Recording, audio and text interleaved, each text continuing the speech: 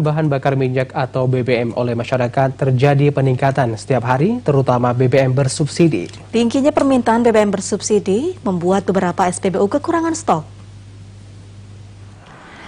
Permintaan bahan bakar minyak atau BBM oleh masyarakat terjadi peningkatan yang signifikan.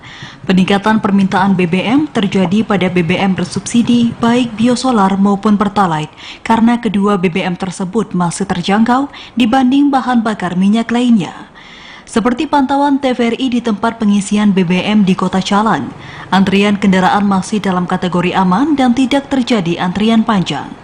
Menurut para petugas SPBU, saat ini stok BBM masih aman dan lancar yang diberikan oleh pihak Pertamina, baik BBM non-subsidi maupun BBM subsidi. Walaupun aman dan lancar, pihak petugas tetap mencatat setiap kendaraan yang mengisi BBM. Hal itu dilakukan untuk menghindari penyalahgunaan BBM, terutama BBM bersubsidi, di mana untuk BBM bersubsidi hanya diberikan bagi kendaraan yang telah ditetapkan, baik roda 4 atau lebih. Hal yang sama juga pemberian BBM bersubsidi jenis Pertalite. Pihak petugas SPBU melarang pembelian BBM dalam curigan kepada masyarakat, kecuali bagi nelayan dengan menunjukkan surat dari dinas terkait, dan ini dilakukan sesuai dengan peraturan yang telah ditetapkan oleh Pertamina.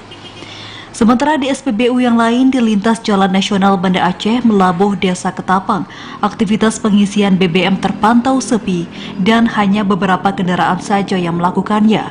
Di SPBU ini, untuk stok BBM masih terpantau aman dan lancar kecuali biosolar. Dari Aceh Jaya, Musliadi, TVRI melaporkan.